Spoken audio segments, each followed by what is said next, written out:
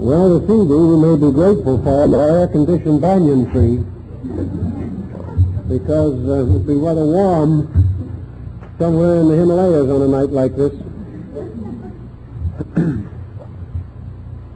The writing of our book, Self-Unfoldment, occurred about the middle of the years of my public activity, about 20 years ago, which was the climax of the 20 preceding years in which our various lines of thought developed and integrated. During that period, leading up to the publication of this book, I had a very wide contact with practically every type of religious teaching in the United States, Europe, and Asia. During that time also, I knew most of the personalities with whom we now associate various movements. Some continuing, others have ceased to exist. And as a result of the peculiarly tense situation that was involved, probably in part due to the years of depression, which had been most fatiguing on the public psychology, and perhaps due to the exceeding gullibility and good-heartedness of most persons who had little previous contact with the higher brackets of philosophical thinking, there was an unusual amount of confusion, misdirection, misinformation. Perhaps that was one of the real reasons that led me to write the book. But in any event, most of the points which I have made in this essay are based upon personal observations and experiences, and the result of trying to help people put together lives that had broken apart under the pressures of unwise religious thinking. Now, most of the extremely pernicious habits of that time are not as prevalent with us today, but we have developed some more bad habits. And in a good many cases, the new habits are merely restatements of the old ones, like man's development of the vices of one generation or another, which look very much like the vices of all generations when we begin to analyze them. It became obvious at the very beginning of my career that one of our big problems was the peculiar inconsistency of human nature in the so-called truth seeker. We simply do not look at ourselves. We are so busy hoping for the best or fearing the worst that we seldom make a factual study of our own natures. We do not really estimate to what degree we are responsible for the troubles that move in upon us. We are also often inclined to overlook what we consider to be small or unimportant personal peculiarities. We sort of feel that if we really make a good try, all our mistakes will be forgiven us. Unfortunately, however, one of our biggest mistakes is involved in the good try. Our effort is not wise, not thoughtful, and not well considered. Now, this peculiar limitation has survived these years and is just about as prevalent as it ever was. And much of it hides under unclear motivation. There's been a great deal of debate, even among the most scholarly minds, as to whether it is humanly possible for an individual to be unselfish and accomplish anything. Some take it for granted that practically every instinct that we have is in some way based upon self-interest, that the person is incapable of completely separating his consciousness from his own peculiar needs and his own peculiar desires. I don't want to browbeat this point. It is not perhaps the most vital, but I do think that the most obvious, the most commonplace examples of self-interest must be considered as contributing to a great many misfortunes, not only in our religious life, but in our general affairs. Where self-interest is permitted to become too dominant, certainly we get into trouble. Now, as I suggested, this self-interest is often well concealed under some kind of a broad policy. And I've worked a good deal in the last few years with individuals who would have sworn on the Bible that they were unselfish. Yet not at one moment in the entire contact that I had with them were they unselfish for an instant. They just did not know what selfishness meant when applied to their own conduct. Perhaps one way we can get at this is by means of a brief journey into Zen. Buddhism, recognizing the peculiar intensity of man's illusion as this related to his own conduct, attempted to cut the Gordian knot. It simply emphasized the importance of the individual completely renouncing the world and everything in it, renouncing friends, family, renouncing home, wealth, ambition, career, and taking the ground that either we served the universal to the exclusion of everything else, or we served the personal to the exclusion of the universal. In Ceylon, the monks of the Hinayana school still very largely follow this old idea that the individual, in order to free his consciousness, had to simply give up every involvement by which consciousness could be conditioned, that it was impossible for the individual to escape the tendency to exaggerate, misinterpret, misunderstand, or allow ulterior motives to enter into his conduct, so long as he was in the world. Now, of course, Buddhism went even further than this. It realized that the person could take his worldliness out of the world and nurse it even in the wilderness.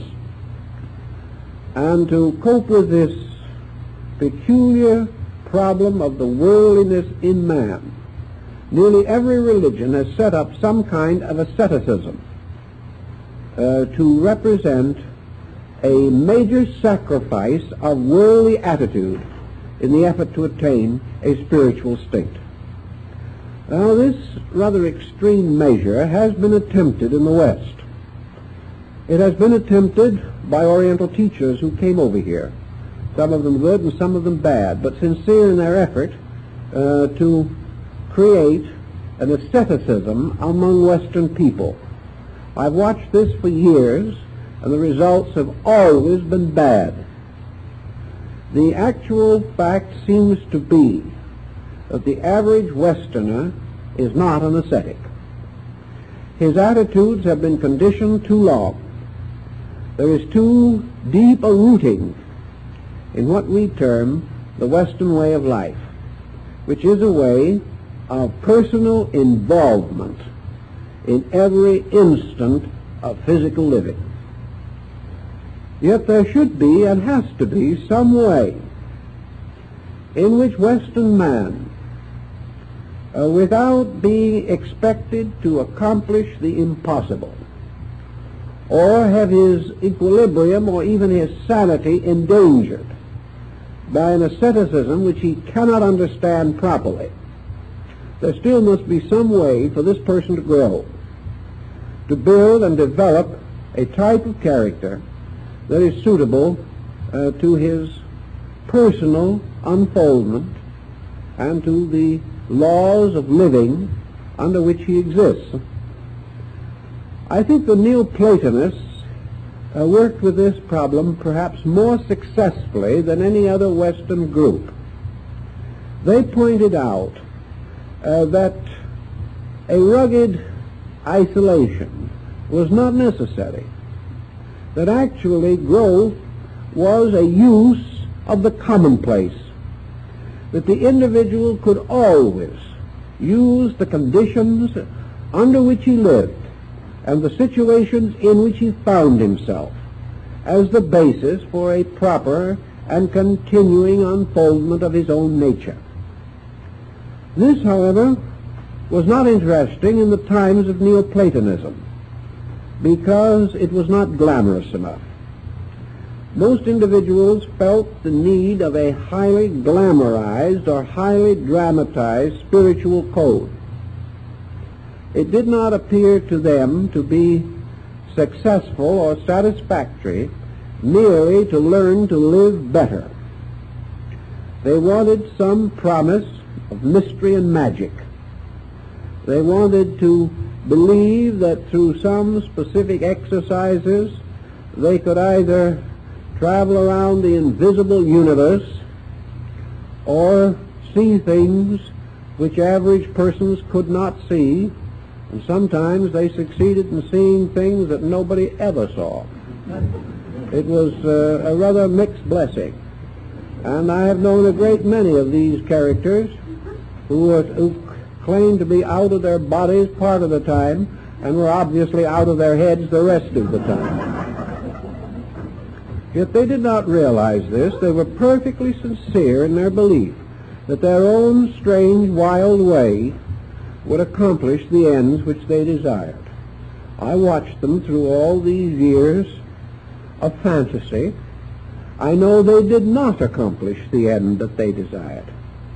But like most failures of this kind, they went down to the silence of the grave, and no one ever really knew whether they succeeded or failed.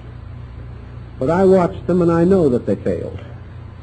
They undoubtedly gained certain rewards in terms of universal recognition of a good try, but they did not attain the ends which they sought. They simply did not have the basic values by which human beings develop under a pattern or in a situation. Therefore, it was, as I mentioned last week, my desire to prepare some kind of a study that was suitable for Western man.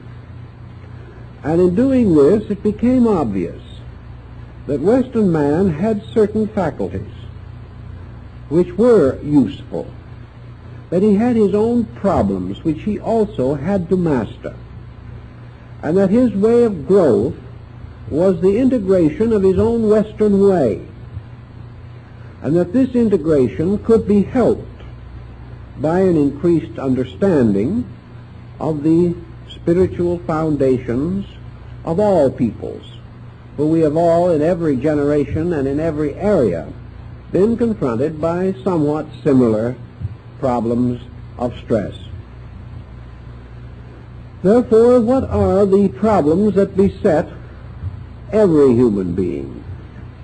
In the common sense of the weaknesses of his nature, the inadequacies of his knowledge, the lack of organization of his attitudes, by which his life is daily plagued. And the correction of such errors or mistakes certainly constitutes a proper beginning for the development of a better life. All great systems have pointed out that so-called spiritual advancement is not supernormal. It is not something by which the individual is sort of set apart as a different kind of creature. So spiritual growth is simply the development of the natural resources of the individual. It is perfectly normal for the individual to grow. And we can only try to understand why this normal procedure does not operate as it should. A man does not grow because someone waves a magic wand over him, nor does he develop his spirituality in the face of others because he was predestined and foreordained. Growth in this world is the problem of gradually increasing control of the various elements which go to make up living. And we may say that the adjusted person is the one who has learned how to grow. And if his growth continues in an orderly and proper manner, he will ultimately attain the interior enlargement which he seeks. Thus, all growth must be by natural means, not by some strange supernaturalism. Growth is not a strange doctrine. It is the individual gradually putting himself in order, and he must do this on purpose. Now, it does appear, and it is true, that some persons are born, due to the development of their own nature, previous embodiments, or by the laws of karma operating in life, with what appears to be a better foundation than others. They seem to have better faculties, perhaps a little less difficulty in bringing their lives into order. But this again is something which I think can be analyzed rather critically. Actually, a person who has better facilities or better personal integration nearly always is confronted with a larger problem. In other words, as we grow, the challenge grows with us. And it is not really fair to say that it is any easier for the better equipped person to win this fight than a person with fewer endowments, because the victory is different in each case. Growth for each person is his own next step, not somebody else's next step. Furthermore, this next step has never been standardized. There is no way of saying, getting up in front of a large group of persons or even a small group and saying, this is the next step for all of you. The next step for each individual is the correction of the most glaring fault of the moment, whatever that may be.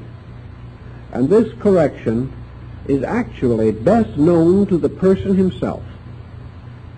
And unless he has blocked his mentality with some type of auto-hypnosis, he is able to guess pretty clearly what this next step for himself is most likely to be. But having discovered, perhaps, what the next step is, he may simply rest in bewilderment. We all know some things we should do better. We wonder why we don't. We try, and in a short time the effort becomes too great for us. We really sincerely make some kind of an endeavor, but we discover that our machinery for the control of ourselves is inadequate. We believe certain things, we want to do them, but we simply do not have the power with which to do them. And our Western way of life, because of its comparative lack of emphasis upon the development of the internal resources of the person, does not give us very much help. We graduate from school fairly well informed in mental processes, but we also graduate almost completely the servant or slave of these mental processes. We learn how to make a living, we learn how to barter and exchange, we learn simple rules through the application of which we fit into the peculiar period in which we live, but we do not generally possess any skill permitting us to make a change in ourselves. All through the years, and it's pretty close, it is 40 years this year, this has been the point that I have observed most consistently, that the person does not know how to change himself. He knows how to discuss the change. He knows perhaps formulas that might work. He knows what he would like to be instead of what he is. But he remains to the bitter end what he is. And the good resolutions are like certain plans for retirement, usually pushed ahead so far that the grave catches us first. The only answer to this process of changing self lies in what the ancients called disciplines. We know that we can, under certain inducements, achieve a certain kind of change. We know that the person learning to play the piano can gradually increase in skill until, if he has some basic aptitude and a great deal of industry, he may become a proficient musician. He can train his hands. The artist can train his eye. The artist has to learn to discipline sight. The musicologist has to learn to discipline the receptivity of his own ears. The performing musician has to learn to discipline those parts of his personality which are involved in the presentation of his vocal or instrumental music. Individuals can achieve this discipline. Usually, however, if they achieve it at all, they achieve it only because of some one pressing resolution within themselves. This may be the instinct to be superior. It may be the desire to earn more money. It may be the instinct for applause or fame. But this type of physical discipline is accomplished by practice, by dedication, and by continuity of effort.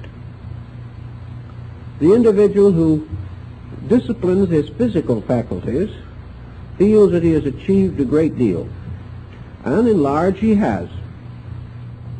But when it comes to attempting to discipline his emotions or his mental characteristics, he finds himself still at a greater loss. To the average person, discipline, if it exists at all, is a genteel form of browbeating. The individual feels that his faults must simply be killed out, wiped out, that he must nag himself into a state of grace. He doesn't succeed. He nags himself into a neurosis. He tries to impose discipline upon himself by brute force alone. And this is quite common in religion, where an individual taking some obligation of a religious nature feels that it is his moral duty to abide by this resolution. If his courage and sincerity are sufficient, he will stick to his resolution, but it may cost him his life. He is still not understanding the basic idea of discipline. Discipline is not whipping yourself. Discipline is not gritting your teeth and going on with something which is not according to your real desires, but is done from the sense of duty, responsibility, or obligation. So in the West we have very little honorable and proper self-discipline.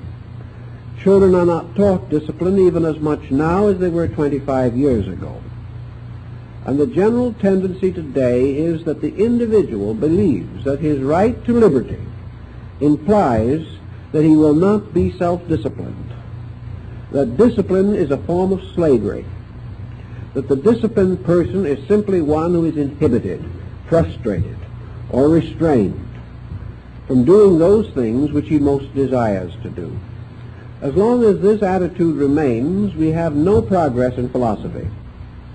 We have no hope or expectation of anything except this peculiar type of legality under which we live, in which we are a little afraid to break the law because of punishment, but have no honorable and sincere respect for the law in itself.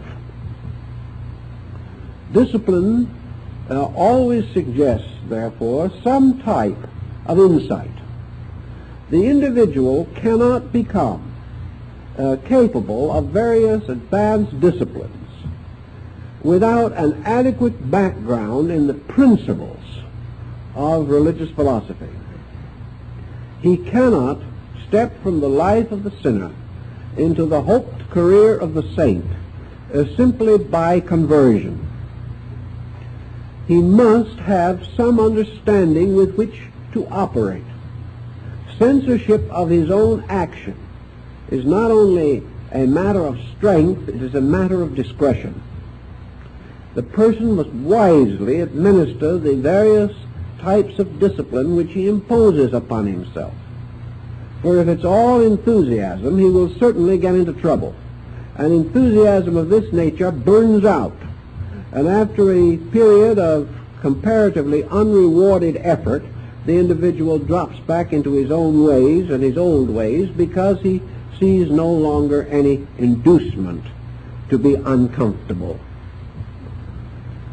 Discipline thus means that the person must be able to evaluate not only his own conduct, but the conduct of others.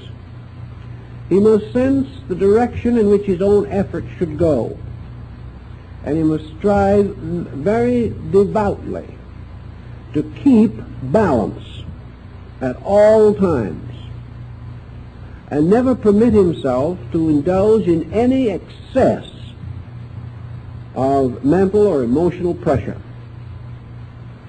We have, for instance, a very common situation in which the person attempting to attain some type of spiritual improvement becomes creed-bound, becomes set in some kind of a pattern.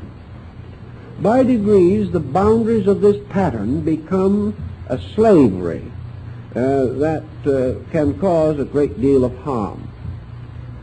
Devotion to principles is wonderful, but devotion to things not understood in themselves can lead to trouble.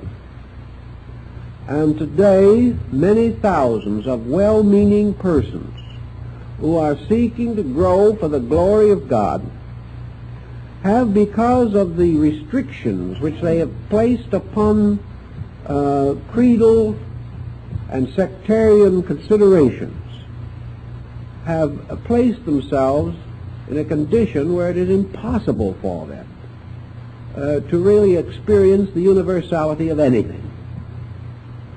In other words, one moment the individual says, I want to grow, I want to be better, but obviously the thing I belong to is right and what everybody else belongs to is wrong.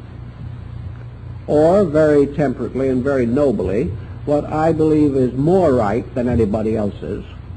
And if these other people are right at all, it's just sort of, well, they're doing the best they can. We, in other words, sort of damn them with faint praise.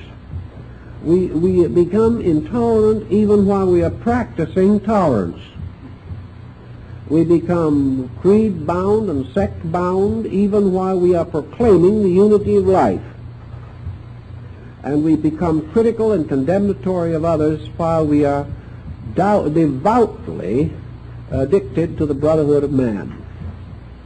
These things the person himself seldom sees, but others see it in him, and it's one of the reasons why he doesn't make more converts when he starts out trying to spread the glad tidings that he has received.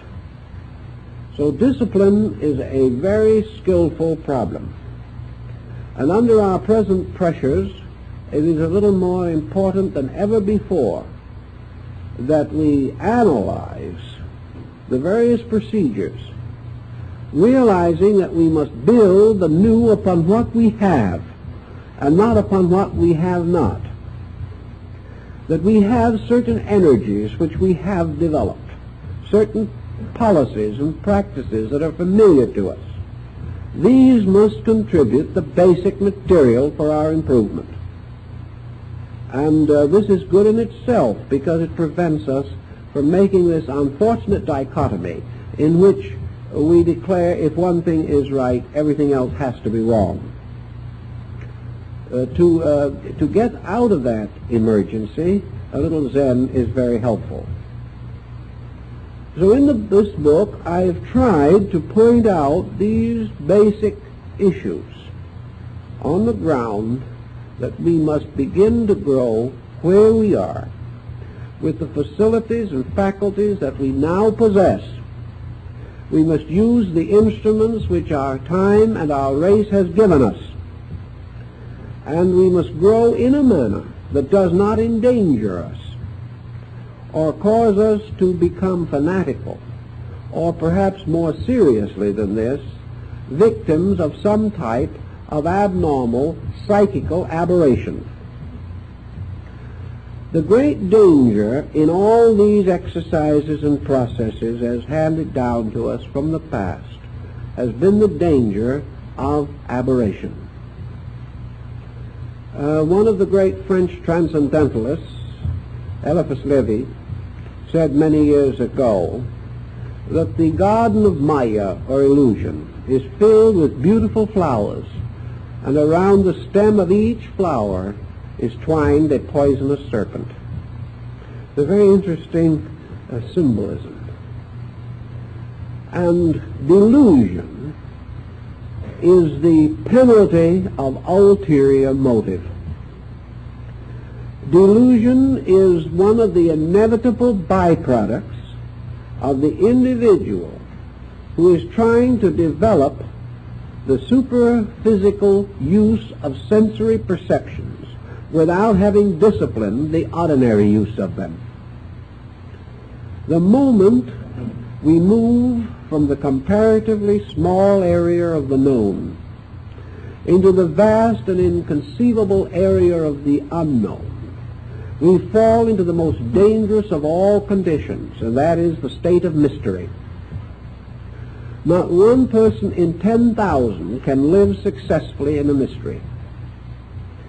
This mystery, this darkness which seems to surround us, becomes a kind of reflector and calls out of our own natures and reflects back upon ourselves every abnormalcy that is within us. Thus, as in ancient times it is said, we peopled the universe with demons, and looking into the sky looked as though into a mirror and frightened ourselves out of our wits by our own grimaces. The small child does this. The hole in the dark, the punishment of the dark closet, can work a great hardship upon a sensitive child today. But man trying to move out of the known into the unknown is stepping into the darkest closet of all. And he cannot make this step safely until he is master of himself. Up to that time, this step into the unknown is a step into chaos. And even further than this, it is not that the individual lands in a darkness which he cannot penetrate. He lands rather in a state of delusion, in which he is constantly obsessed by things which are not so. And it is more tragic to believe that which is not so than to believe very little. So out of all unbalanced, unwisely attempted self-development, all efforts to grow spiritually without building an adequate foundation under growth, all such procedures lead to self-delusion. And this self-delusion is not always unpleasant in its beginnings. Usually self-delusion begins to reveal some of the basic aberrations with which psychology is now concerned. And many individuals are being saved from this self-delusion process, which afflicted so many 50 years ago, by the fact that man is beginning to estimate the nature of his own delusional powers and begins to realize how he can fool himself, which he did not know nearly so well 40 or 50 years ago. But actually, all of this delusional material breaks down into the more familiar psychotic situations, the messianic complex, the divinity complex, and similar things. And I have gone along watching and studying and working with many, many lives with these people whose lives I have watched, who have gone through these delusional processes, usually beginning with something apparently lovely, beautiful, wonderful, messages that made things so sweet and fine and grand and noble, and then little by little you could see the sickness creeping in. And this sickness ended in terror, in fear, in obsession, in a gradual increasing doubt about everything, a terrible mental and emotional sickness in which each new terror of the individual was reflected back to him again from the surface of this blazing mirror of illusion into which he was gazing. And in the end, what might have been a useful life lost the name of action. This type of delusion, again, you cannot work with. Once an individual has had a vision, regardless of whether it's any good or not, nothing you can say to him is as important to him as the thing he believes he has seen. No matter how you try to work with him or teach him, he will never be able to give the same strength to your remark as he gives to this disembodied voice that he seems to hear. So by degrees, these vicious experiences take over, destroy judgment, destroy everything, and end in tragedy. The only protection against this type of condition is that man normally is preserved by nature from this type of situation. It is only when he breaks through the guards unwisely that he destroys the protection which nature naturally bestows.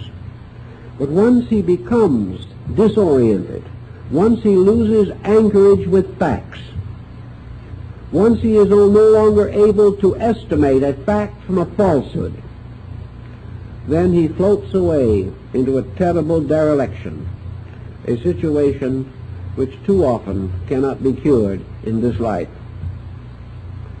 So to meet all of this type of situation, we have tried to work out a practical program to point up how the person can gradually get himself into a situation of consciousness in which he can make certain basic moves safely. Because the delusion always arises from this internal dishonesty. Now, this dishonesty may not be intentional, it may be ignorance, but it is still wrong. And the small child who drops the match into the keg of gunpowder does not prevent the explosion merely because it's a small child.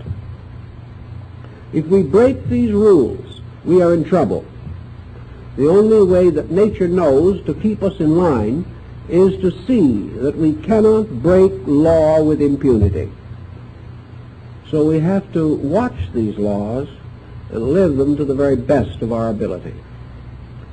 Now, in the work of this evening, I've put some markers here and there in the book to bring out some points which I'd like to make some special additional commentaries upon. And part of the material I've already made into a general commentary which I have just given you.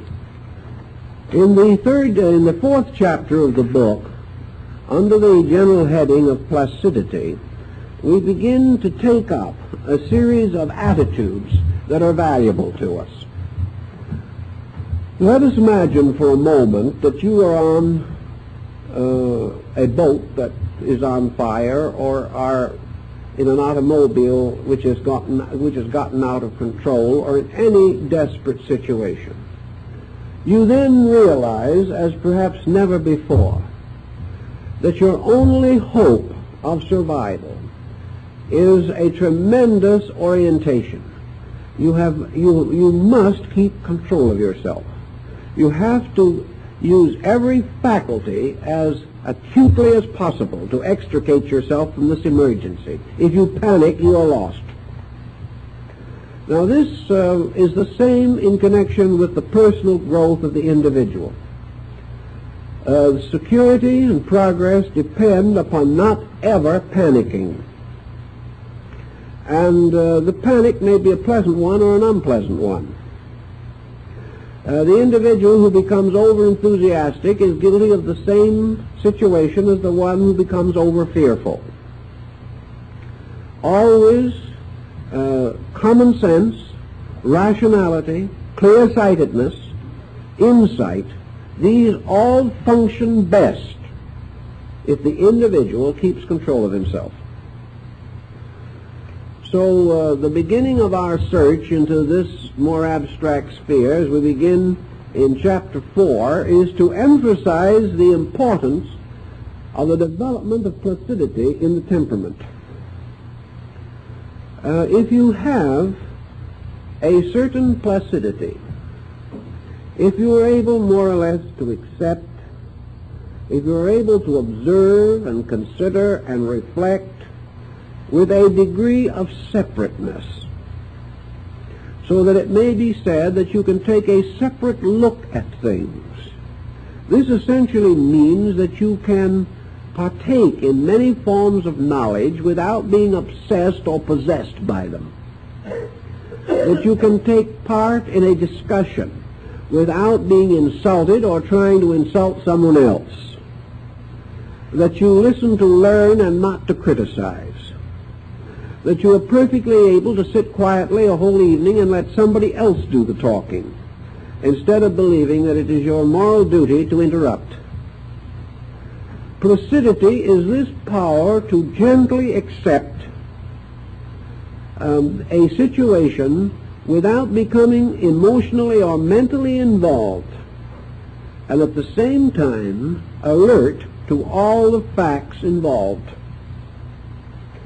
This means that whenever a judgment is demanded, that you can come to this judgment without prejudice, without pressure, that you will not speak hastily or thoughtlessly, nor will you try to dash in with a last-minute solution to a very basic and long-range problem. Now, placidity does not mean that you never, under any condition, become excited. But it is true that for practical purposes, excitement or emotional stress and emotional outbursts are escapes that are useful only to the individual who has no better way of using the energy. Certainly, if you have a certain type of temperament and nothing else to do with it, you may get considerable relief from an occasional outburst of hysteria. It psychologically is regarded as a kind of therapy. It lets off steam. But the real purpose of the steam is not to be let off that way. The real purpose of the steam is to drive the engine. And the individual who is not using his energies adequately and properly is the one who must have some kind of emotional outbursts to balance his own failure to organize his resources. So poise does not mean not to do anything, but it means never to do anything by emergency or desperation. Many people live a lifetime of perpetual emergency. Every issue, every situation that arises has to be met with a full armament of emotional pressure. These people will never get very far in the development of disciplines because they are using too much obvious energy. They are not suited for the subtle application of principles. They just burst through things. They're like floods breaking through dams. They are not channeled energies. Placidity is a tremendous asset because it prevents us from these excesses. But placidity is not something you can simply say, on Monday I will sit quiet and twiddle my thumbs. You can't do this either. Placidity is not something that you can directly say, this I will be. Placidity arises from insight. Therefore, practically every degree of physical or mental or emotional control that you can exercise arises from your insight about fact or truth within yourself. Placidity, then, must arise from a disciplined philosophy of life. You must be placid for a reason, and you know exactly why. Your placidity must arise from the fact that you have outgrown hysteria, not that you have outlawed it. But all things being taken as equal in this problem of growth, the quiet, organized person accomplishes more, suffers less, wastes less than the person who has not this degree of self-control. Also, the placid person, because he does not have strong delusions that he is attempting to force upon himself, is not so likely to deceive himself in the various pursuits of growth. The individual who wants too much too soon will always deceive himself. And in philosophy as in morality, blessed is the individual who desireth little,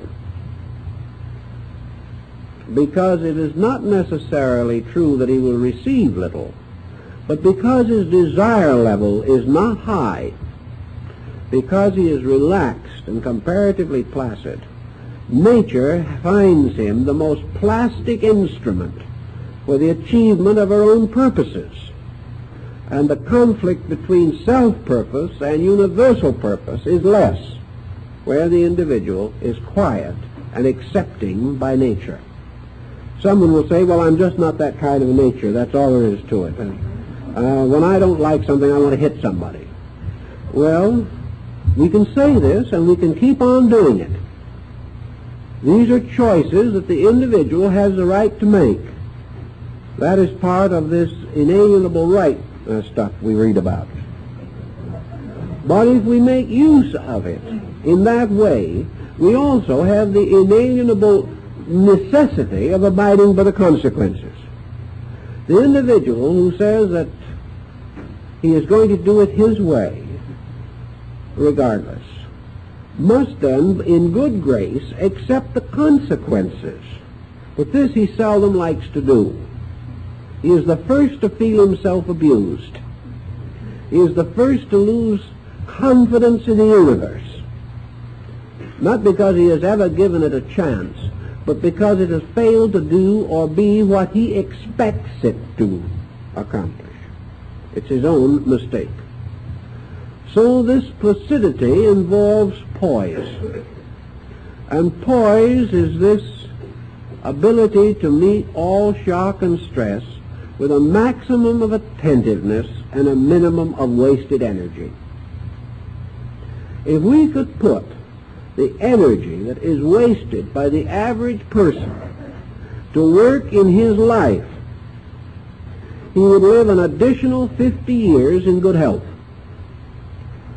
We sometimes see small children who cannot be kept quiet, and we see that they are bubbling over and going all the time. And later in life we look back and say, oh, if we only had their energy, if we only had the energy to use now that we wasted when we were 6, how happy we would be. But our problem is not that we wasted all this energy at 6. We are wasting it all the time. We like to believe that man has more energy as a young person than he does as an older person.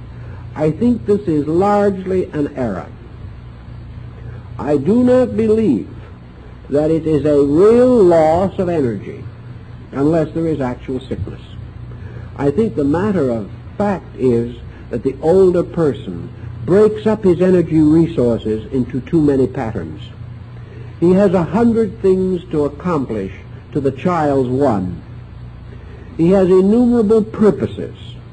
He has fears and responsibilities and obligations that the child does not share.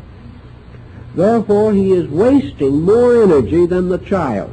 The child is only running all the time and shouting, which is really the least waste of energy.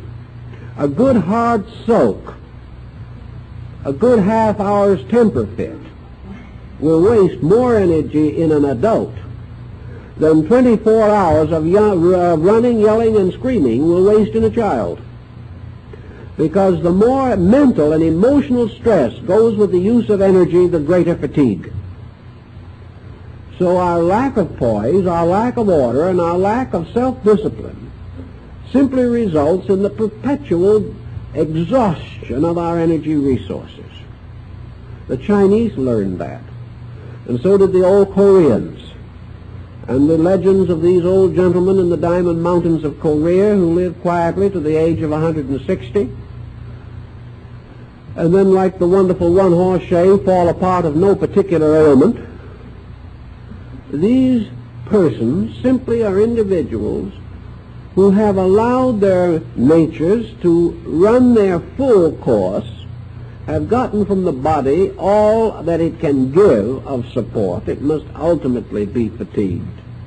But because of integration within themselves, have probably doubled the life expectancy of the undisciplined person. But the undisciplined person will say, if I had to live like those old gentlemen, I'd rather be dead. That is his answer. If he cannot have these wild moods, if he cannot do as he pleases, then there is no sense in being alive. And on this psychology, he rapidly joins his ancestors in Forest Lawn. But it is quite possible that these old gentlemen are really enjoying life more than he does, depending on what kind of activity makes you happy. If happiness is the result of adjustment with life, kindly relations with others, love of beauty and scholarship, and a gradual increasing sense of intimate association with the great mysteries of life around us, if these things make us happy, the old Korean scholars are a very happy lot. If, however, only congestion, stress, and strain, and the fulfillment of our personal, private ambitions, if these things alone make us happy, then we must pay the penalty, because nature is not interested in our success on an economic level or on an industrial level. Nature is interested in only one thing, our success as human beings. And nature rewards us for that kind of success with the best rewards that she has. And these are health and happiness and contentment and freedom from the stress and strain of fear and doubt and worry. Now, another problem that lies very close to our American way of life is inconsistency. How rare it is to find a person whose words and actions are consistent, whose policies are consistent from day to day. Now, consistency has become a bad word through misuse. By consistency, we do not mean a dogged, continued devotion to our own mistakes, or the kind of consistency that arises out of the philosophy, if it was good enough for Father, it is good enough for me. This is not consistency, this is just narrow-mindedness. But consistency means the flowing of our own life without the jagged breaks which arise from total chemical disunity. A pattern in living, once set up, becomes not only physical but psychological. A person who takes certain attitudes, develops them, and creates patterns in his psyche, and then suddenly for some reason violates all these patterns, goes in a contrary direction, breaks down the whole structure that he has built up, puts himself at a terrible disadvantage. Inconsistency divides resources, reduces strength of purpose, and causes the person finally to fall between two chairs. He cannot unite his energies for any definite purpose. Consistency is logic in a certain way of thinking. Logic is order. Consistency, therefore, is orderliness. It is the gradual reduction of life to its simplest, most practical, reasonable plan. It is escape from fashion, from fad. It is escape from the extravagances of conformity with foolishness. It is the individual quietly determining a course of reasonable policy, suitable to his means, suitable to his needs, and most inclined to free his life of unnecessary worries and responsibilities, and the acceptance of this pattern and the living of it.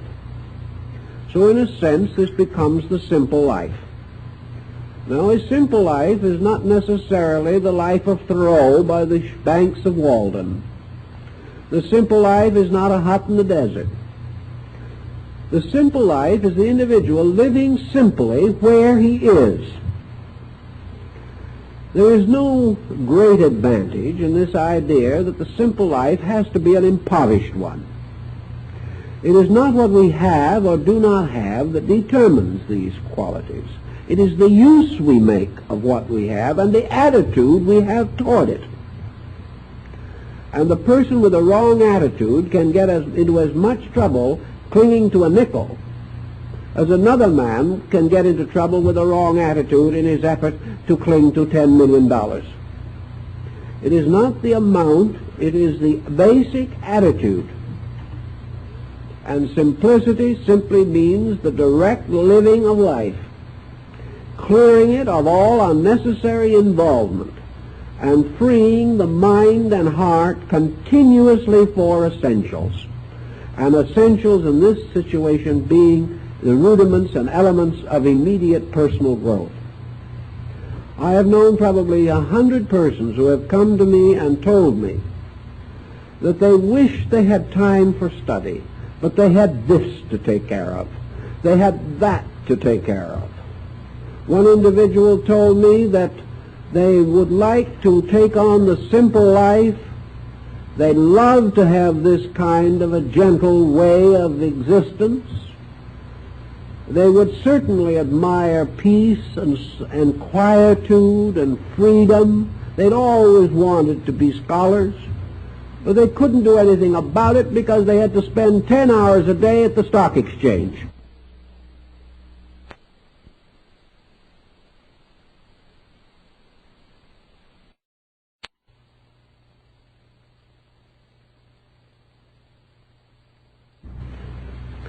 And how they could go on for most of a fairly long life, kidding themselves into saying that their real interest was growth, and then be patiently willing to spend hour upon hour watching stocks go up and down.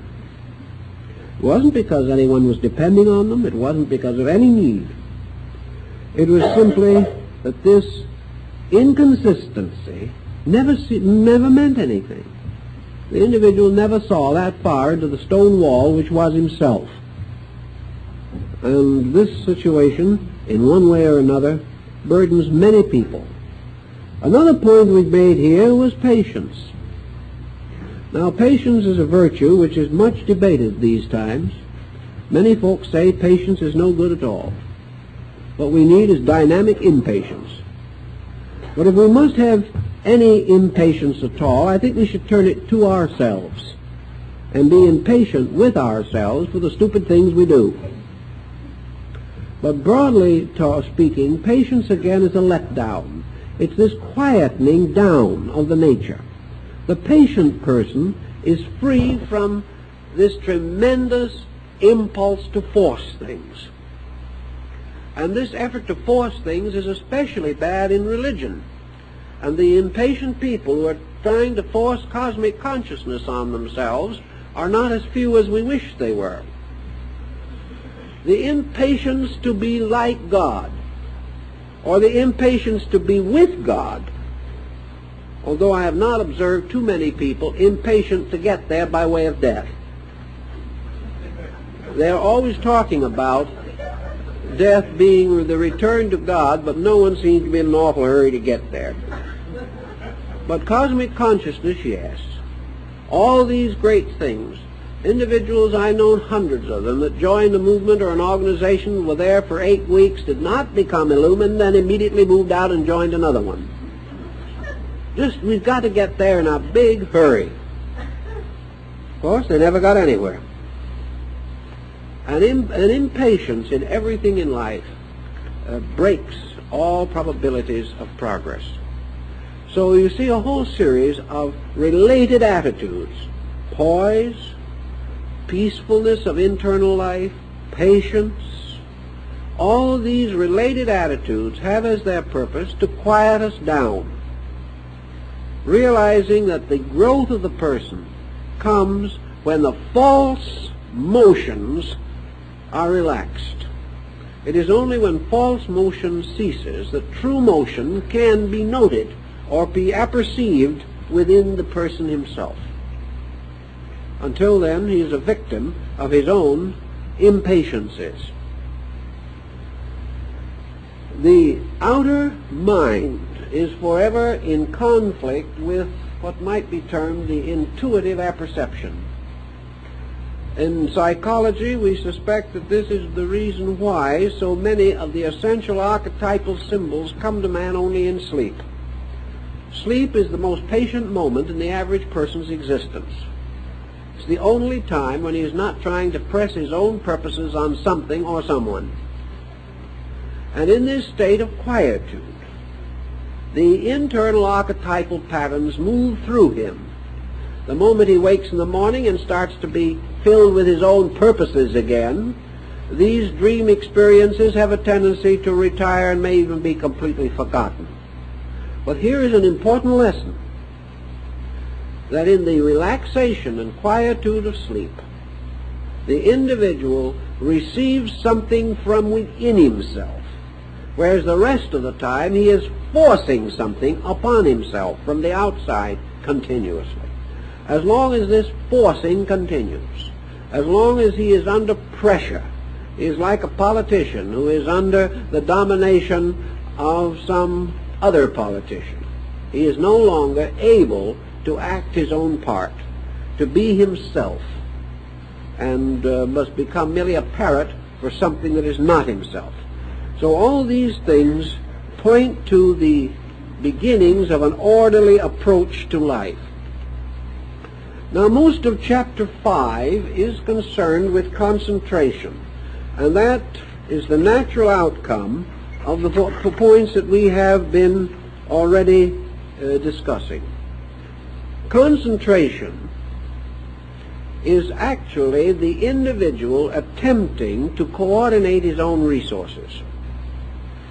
Assuming, as we know, that the average person has a considerable number of related mental and emotional patterns with which he works, he has a degree of versatility, and he is able to conjure up with his own mental activities innumerable ideas, beliefs, and opinions, or to envision innumerable objectives for himself or for others.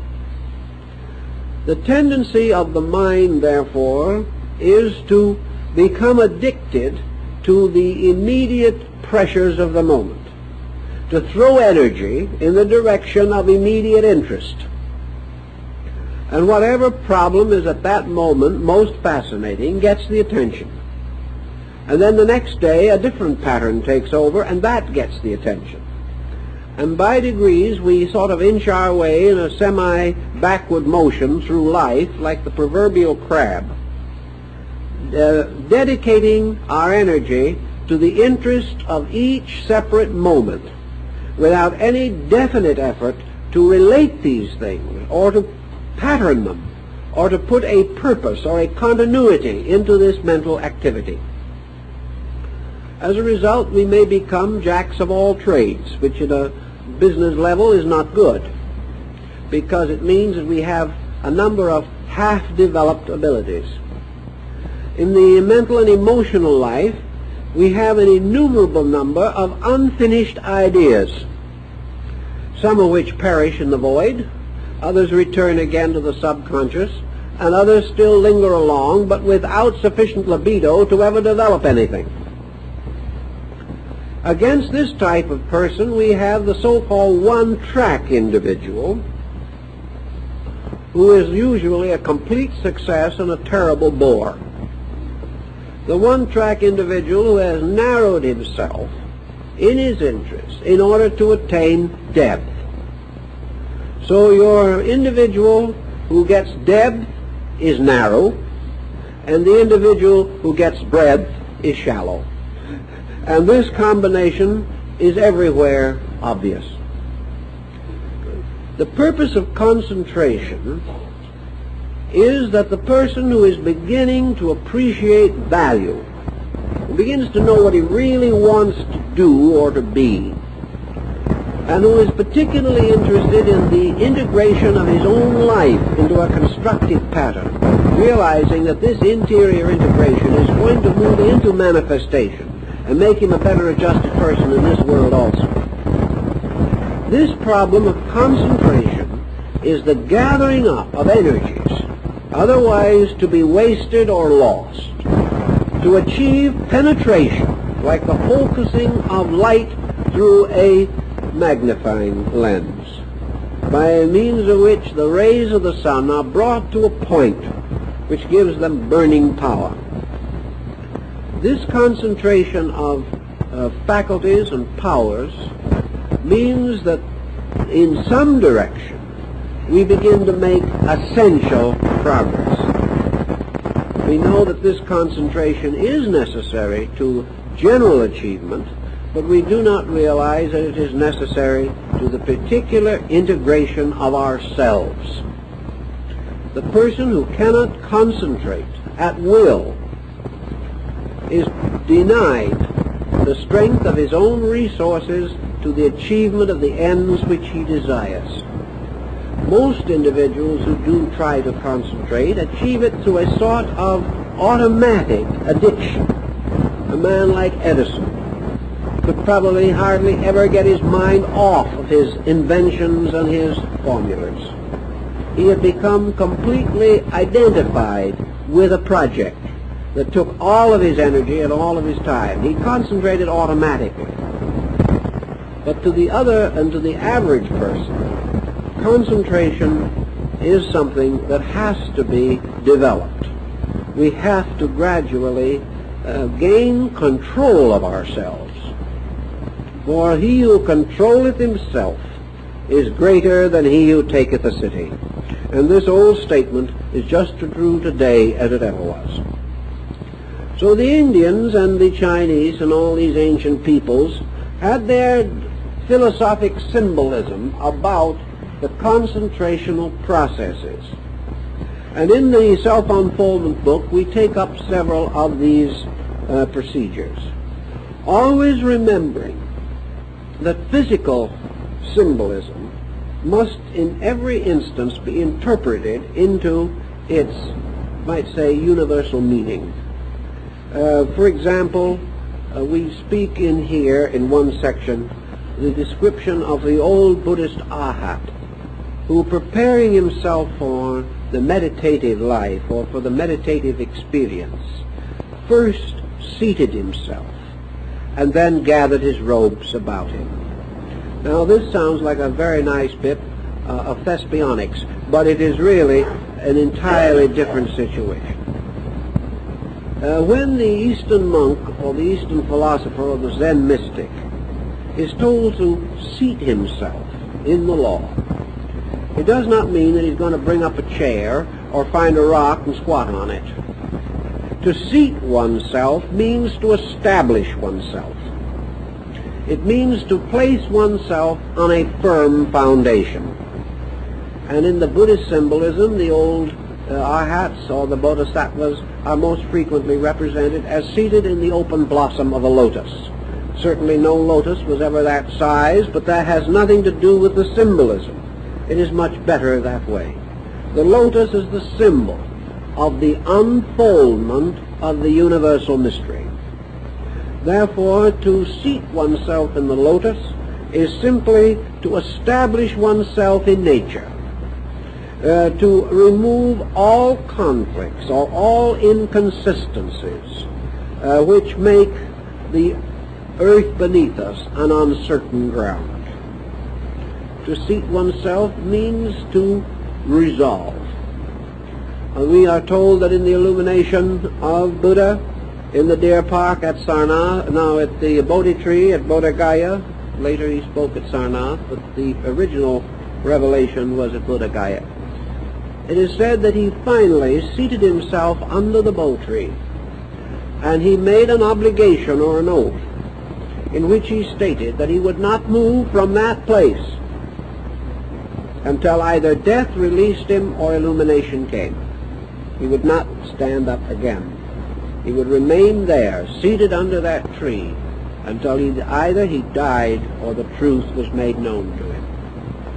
Now, the Bodhi tree, of course, is largely a symbolic device also, although that perhaps was some lordly banyan there at that time. But to be seated means to be firm, to no longer wander about. And to wander about may mean to move from one creed to another, or from one notion to another, or from one addiction to another. But to sit down and say, where I am, here I will receive the enlightenment. That there will be no more scattering of resources, no more hunting and searching and seeking, but the realization that all that we know and all that we need to know must come from within ourselves. That we do not gain anything by traipsing up and down the world, and we do not gain anything by changing or shifting the polarities of our own thinking every few minutes. To seat oneself in the law is simply to accept the law, to declare that it is our way and our guide, that it is our very present help in time of trouble, that everything we are, we owe to the law. Everything we need, we must derive from the law. Therefore, we take our position firmly upon the great pattern of the law, and particularly upon the two great laws which Buddha taught, reincarnation and karma. But we'll suddenly rest our case upon the infinite plan of things and say, here I accept, and here I remain, and here I shall practice the disciplines, and I shall either achieve the end or I shall perish. This final decision gathers up all of these loose ends and causes them to become reconciled in one purpose, that there shall be no more inconstancy or inconsistency in our moves or our methods or our means. Then the old arhat is said to gather his robes about him, his vestments. Now the robes and vestments are variously understood in the order of Vedanta or Tantra to represent the energy fields which surround the body. But they may also represent our other garments, the garments with which we adorn our intellectual and emotional lives. For our garments are also not only our bodies and our energies, but our thoughts, our feelings, our beliefs, our hopes, our fears. For all these, to a measure, clothe us with the vestments with which we appear before the world as we present the mask of the persona to those before us. So our temperament, our disposition, robes our inner life. So we gather our garments around us, can very well and did mean in Tibet and those countries, the reduction of waste of energy, the gradual drawing together of all of our abilities, all our energies, all our hopes, sitting quietly, established in the law, and conserving every resource and power which we possess. And then in very definite quietude to consider what we might term the concentrational procedure. Now, what is the actual virtue of concentration? This has been a question that has a great deal of merit in it for consideration. Concentration is essentially the control of action and even of conscious thought by a policy, pattern, or conviction of the will. Concentration, theoretically, can be achieved by anyone who has the tremendous degree of self-control necessary to accomplish it. If, however, we so interpret it, then concentration may or may not have any spiritual significance. Because concentration, which is merely an exercise of will, is not the end by which the Zen monk, for example, hopes to attain to the Parinirvana. Concentration is itself a symbol, but it is a symbolic process rather than a symbolic attitude. It is a gradual means by which the person demonstrates or proves, if he practices it correctly, the proper method of imposing principle over personal conduct. Concentration, then, is one way of telling ourselves and proving to ourselves that we are no longer the slave of our own appetites and instincts, that we have suddenly realized the true relationship of consciousness and body. The body is the faithful servant of consciousness, and as this faithful servant is one of the most valuable and important of all instruments. But if this relationship is destroyed, or if there is a serious mistake in our procedure, and body becomes master, then man's consciousness is ruled by a beast. The body becomes not the good ruler, but the tyrant, the dictator, the despot, the autocrat, controlling our soul by the autocracy of appetites.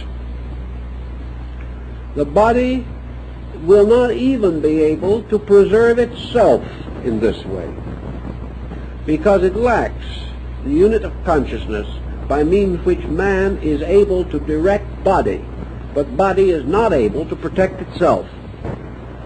Therefore, when the body rules the person in it, we then have the individual ruled by the worst part of himself. Not because the body is essentially bad. This is not the case. But the body is essentially merely a self-preserving organism, perfectly contented to preserve itself at the expense of the energy which sustains it. It is irrational in that respect.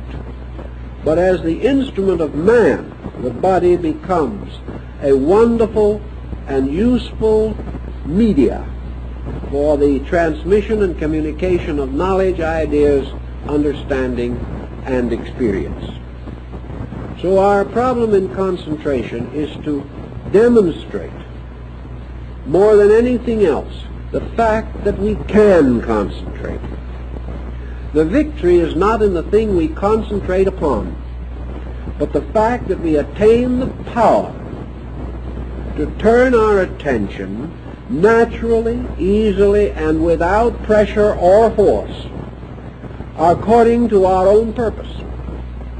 That we say, I am going to think about this for 10 minutes, that we think about it for 10 minutes without even a feeling of distraction or a desire to think about something else, simply because we have decided that for 10 minutes we are going to use the mind in that way.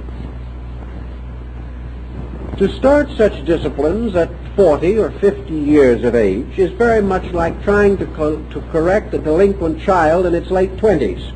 It is not easy, but it is still a problem that has to be done if the person ever expects to penetrate the veil of illusion that divides him from a world of principles and causes.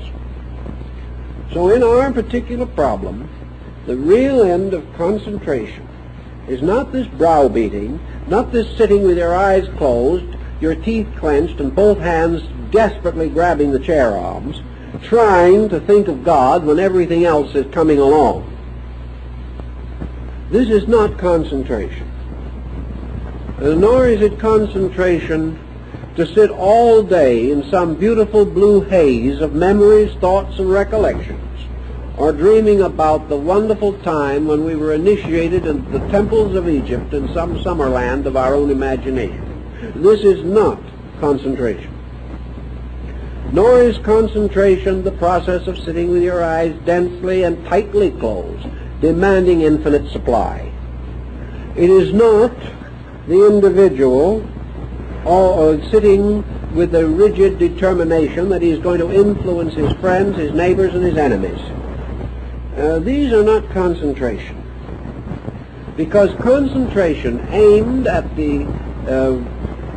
some material end, some accomplishment, which is going to aid us in the perpetuation of our pet illusions, has no value as a concentrated discipline. The end is that we learn to graciously lead the personality, that we can detach ourselves from servitude to the body without hurting the body, without picking on it, without declaring that it is unworthy of us or that it is only an old carcass of some kind. This is not the purpose, nor that we should lock in a bitter battle between the ways of the Spirit and the ways of the flesh. All of these things are wrong, and I've seen people go into the most terrible difficulties trying to nurse these attitudes. Because every discipline in nature, every philosophy that has dealt with the problems of life is gracious. Nature, for conscious beings like the human being, possessing interior faculties, does not simply lambaste these creatures. It works with them and through them, ever persuasively. And her punishments are only for those who obstinately refuse to see. They are generally given the 7 and 70 different opportunities before punishment is really meted out. So our purpose in this whole concentration problem is gracious one-pointedness. Not that we tyrannize, but that we simply realize that we have a right to use these faculties and to determine how they are to be used.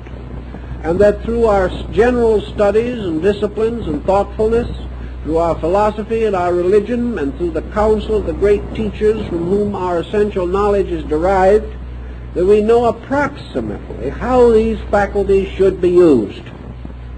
And we are going to try to bring ours into line with this picture, so that when we say to the mind, think, it will think. And when we say to the mind, rest, it will rest. And when we say to ourselves, this is no cause of worry, we will not keep on worrying. Also that the instinct to worry or to fear will gradually cease because of basic thoughtfulness and understanding.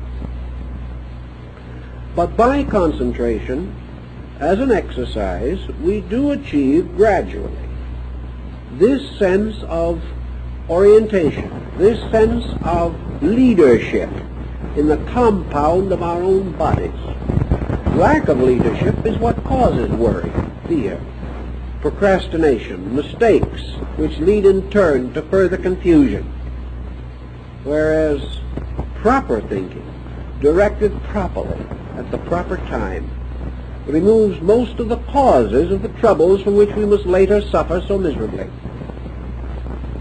So our concentration has as its primary purpose merely to get hold of the reins of these faculties so that we can lead them and direct them for their good as well as ours, but most of all for the good of nature and the great job and the great work that needs to be done.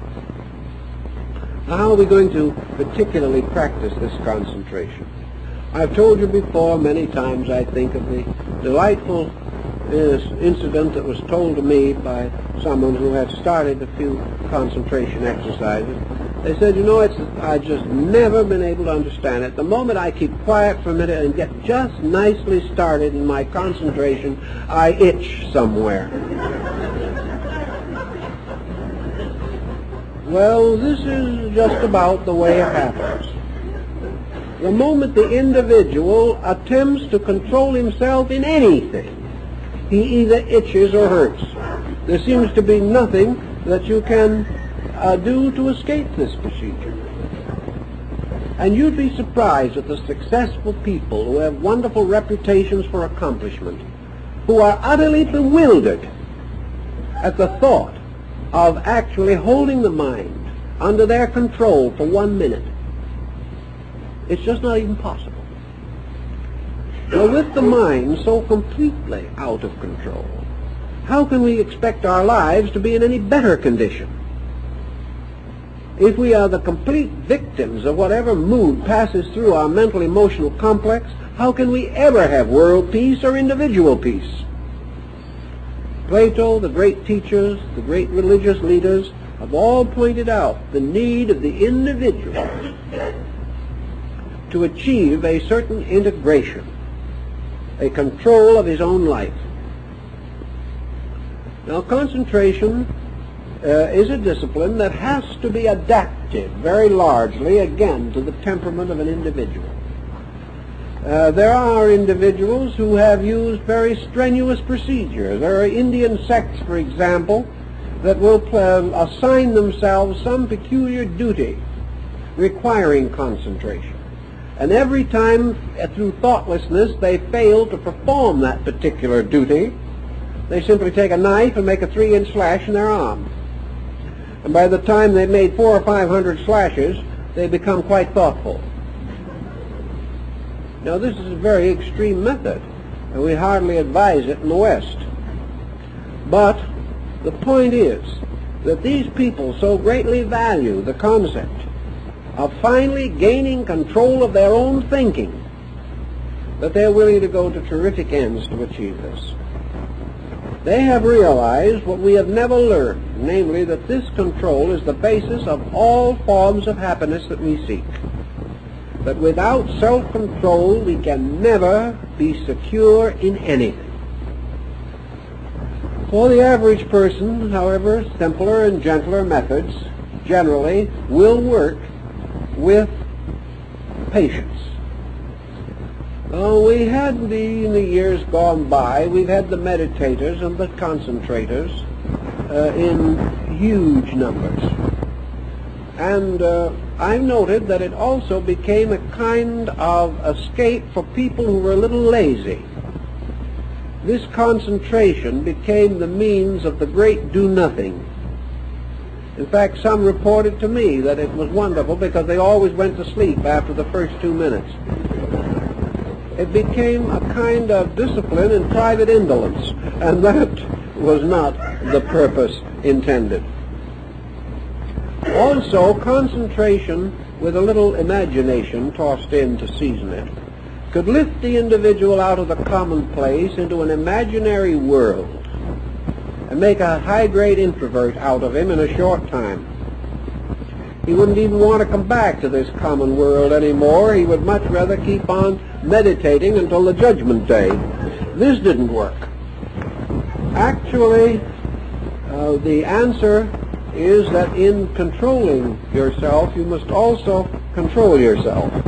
And in deciding to concentrate, you must also concentrate on not concentrating all the time. I found in working with people that each individual had a kind of starting ground. As Buddha points out, the long journey begins with the first step, and this is true in concentration. Most individuals will find concentration particularly helpful if either it is united with whatever religious devotion the person naturally is inclined to perform, as evening prayer or something of that nature, or that moment or two of dedication with which the average person in Western civilization has already been rather well indoctrinated. Therefore, there are only certain things we would add to that. As we point out in this book, concentration has to have a certain element of work, a certain element of self-denial involved in it. Because if it is only just always doing what you want to do, it is not discipline at that point. You have to be much wiser before you always want to do what is right. Therefore, there should be a certain amount of discipline. I recommended, therefore, that the person who wished to concentrate would set aside or select, before he starts, a certain time, a time probably least likely to be interrupted, because he is fighting himself all the way, and there is no use making the labor impossible. But if he decides that at a certain hour in the late evening or in the early morning, he is least likely to be disturbed, he must then set a time for his concentrational procedure. And I have always advised that the time not exceed 5 minutes. This is hard on some of my friends who think they only get a good start after the first hour. But you cannot live that way without neglecting something. This kills the purpose of it. Such an extensive type of concentration tells us that this person is running away from life, and that isn't the purpose of it at all.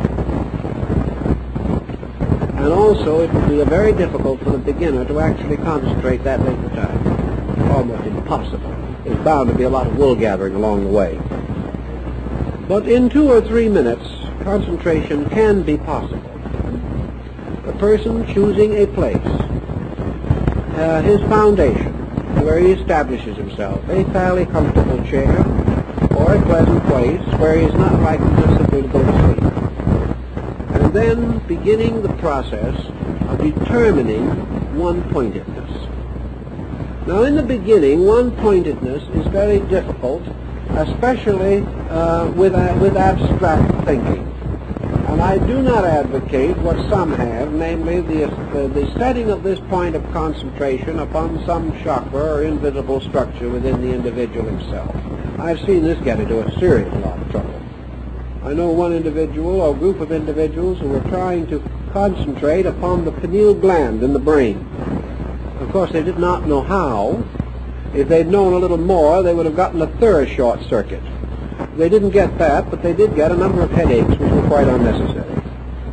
It's not good to fool with that type of thing at that stage. It is far better to select some concentrational device to begin with, by means of which there is some help in focusing attention. This is the purpose of the Eastern mandala, the religious painting, which represents some phase of universal procedure. This is also one of the utilities behind the great religious symbols of the world, the symbols of the faiths of men, which as instruments of concentration become instruments of recollection.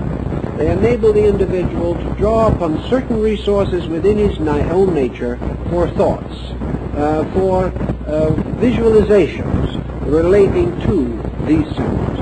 And also, which is very important, they keep him from thinking about himself, which is not his purpose at that particular moment. If he thinks about himself or wanders off into abstract concentration, he is very likely to see something that isn't there. So it is better to choose some natural device or symbol.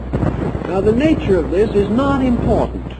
It is the penetration associated with it that is important. Some people like to select living things, flowers or plants.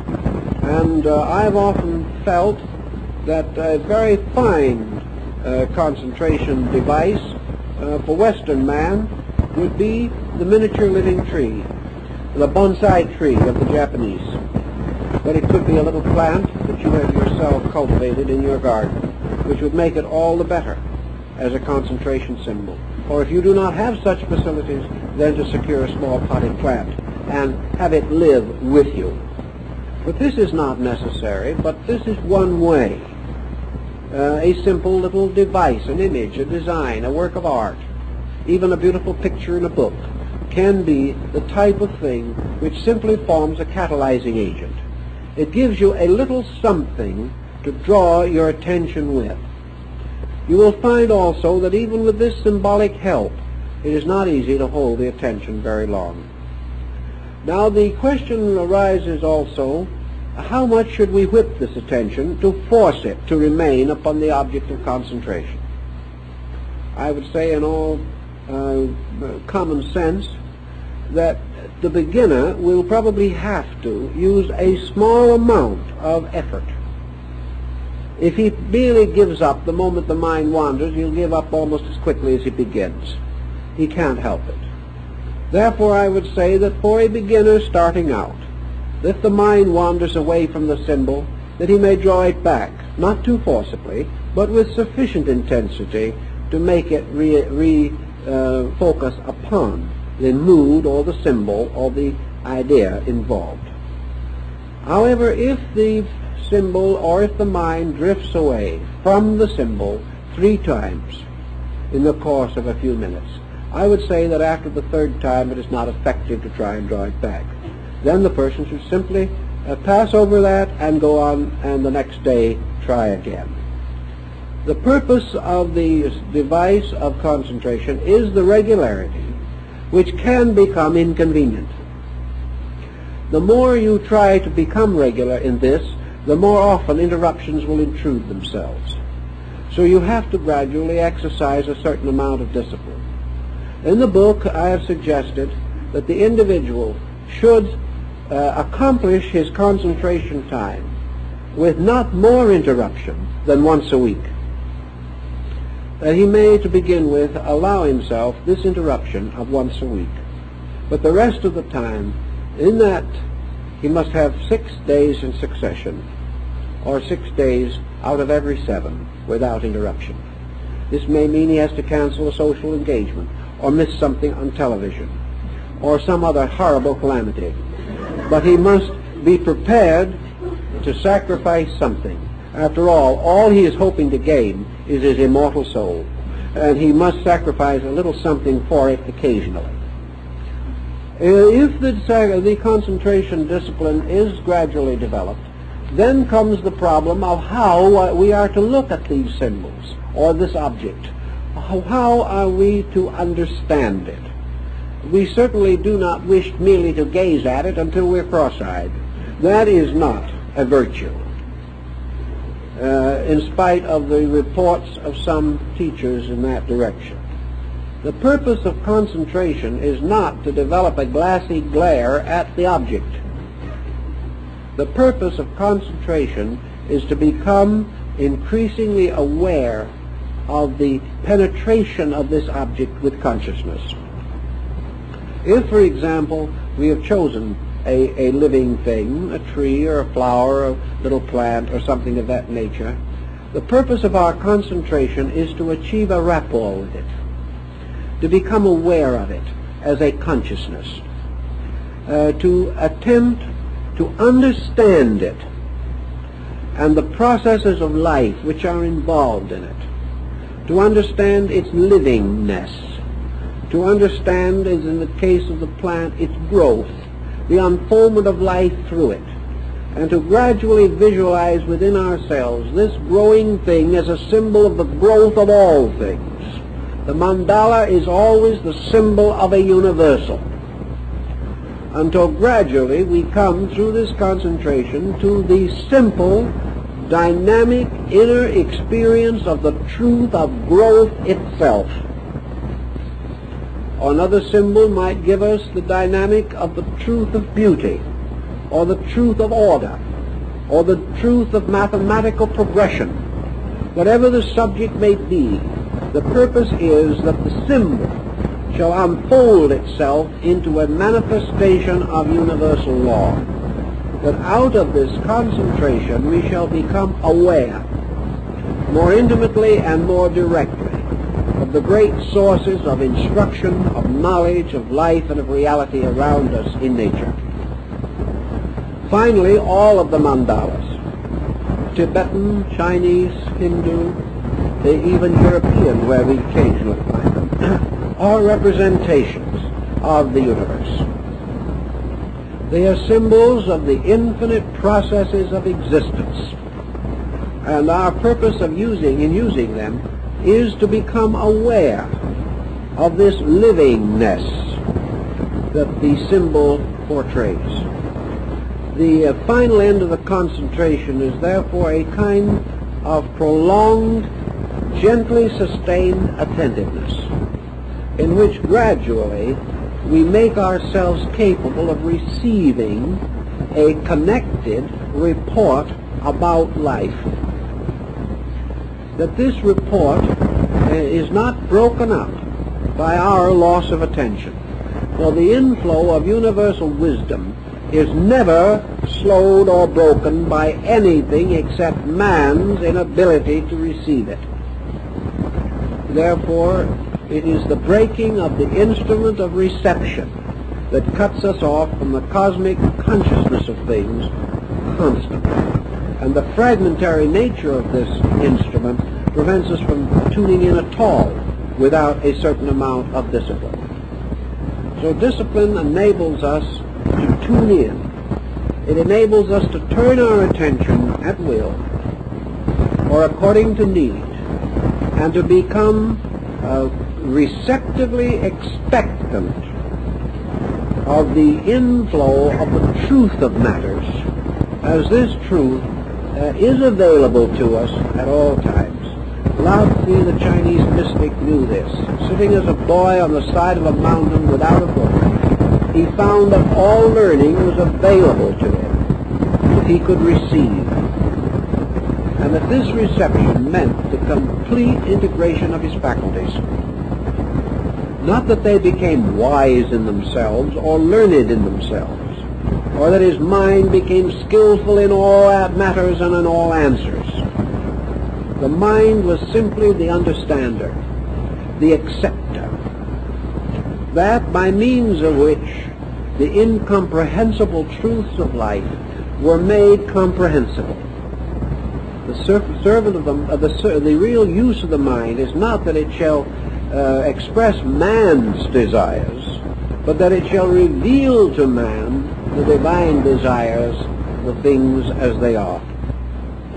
Consequently, the mind is not really so much the servant of man as it is the servant of the infinite in man, becoming the instrument for the communication of the universal to the personal. Concentration is the setting up of the bridge. This concentrative process is a kind of antakaranas. It is the bridge which unites the truth which we inwardly associate with the symbol and our own gradually unfolding receptivity to ideas.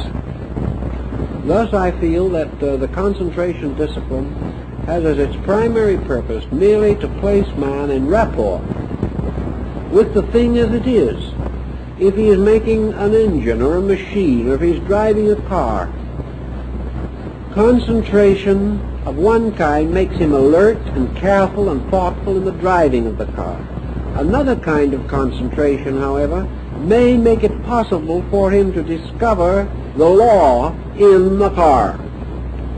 That every principle of the combustion engine is a symbol of a universal truth, and that this combustion engine is therefore also a mandala, which through contemplation and through simple concentrative focusing of energy may unfold to man certain of the greatest mysteries about his own nature and his own composition. Thus it is this process in concentration that the individual, through gathering his faculties is able to experience universal truth in the most commonplace things, penetrating all appearances and forms of things, seeing always substance and essence when he so desires. He does not do this at every moment and make himself a bore to everybody, but he does have the capacity at will to say, what does this mean, and discover what it means. So he gains two ends. He gains the great and beautiful end of being able to say that he is free, because the individual is never free while he is the servant of his own opinions. He is free when he can think when he pleases, as he pleases. And he is doubly free when he pleases to think that which is so. He gains a definite further important contribution because through this exercise he forms a bridge so that he is constantly able at will to become aware of importances. Now, I know several instances of this kind of importances. Years ago, I knew a little Zen monk who at one time was very, very anxious, for no reason that I've ever been able to discover, to see an American baseball game. Now, there was nothing much less Zen-like in appearance than the baseball game, but I finally took this little man and took him to a ball game, and we couldn't have picked a worse one. It was one of those games which practically causes the trained spectator to pick up the seats and throw them. After it was all over, I didn't know just how my little Zen friend was going to take on this. He was radiant. He said that game was the most beautiful example of Zen he had ever seen. To him, everything meant something. Of course, it meant nothing in terms of baseball. But to him, it was all law. The way the man threw the ball, the way the man batted it, the way somebody else caught it or didn't catch it was terrific. He saw a universe unfolding on the gridiron. Well, it probably is there if you want to study it, because even the simplest game is based upon laws or the game won't work. You can't say that a game of bridge is not a highly, skillfully developed formula, unknown to those who play it and unappreciated to the individual who doesn't play it.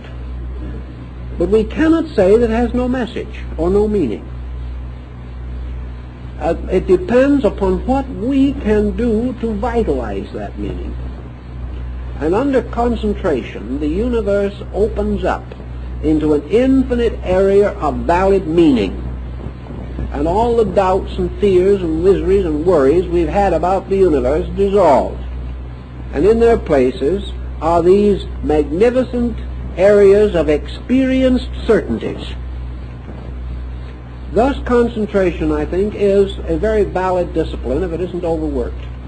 And in the long run, the individual doesn't have to practice it at all. It becomes automatic. All disciplines, all rituals, all ceremonies are in a strange way themselves symbols of common experience. The individual prays for a few minutes each day until he suddenly really realizes that the ultimate prayer is his own life, recited at all times. Some people can only feel godly for 5 minutes, so they have to pray. Others can feel godly all their lives, and their life is a prayer. And the words they speak would mean very little in comparison to the nobility of the deeds that they perform. Concentration is the same thing. The individual concentrates by discipline because he doesn't know how. Once he has learned how, it becomes an automatic process to be aware and to use faculties for awareness rather than for criticism and condemnation. And as soon as the individual gains this awareness, he gains with it not a closed-out universe in which all unimportant things are left behind, but a universe in which there are no longer unimportant things, but everywhere experiences, which if understood become beautiful, become meaning, and add to the wealth of our understanding, appreciation, love, and regard. In this type of meaning, I think concentration becomes highly valid.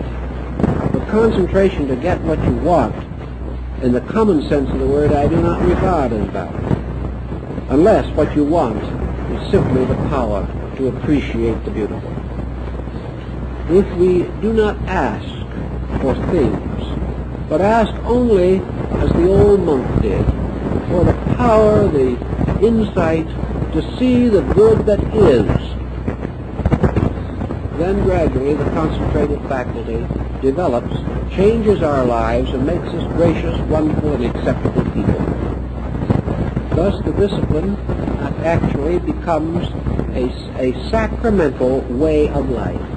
Never difficult, never heavy, never boring, never unctuous, never sanctimonious, but simply the quiet ability to get much more beauty, glory, fun, and happiness out of simple things than we've ever known before. This is the childlikeness of Mencius. This is the natural faculty of man, which until contaminated, sees good, God, and truth in everything. This concentration, if quietly developed, I believe would be beneficial. Now I think I'd better give you all a chance to try it. So we'll be seeing you a week from tonight.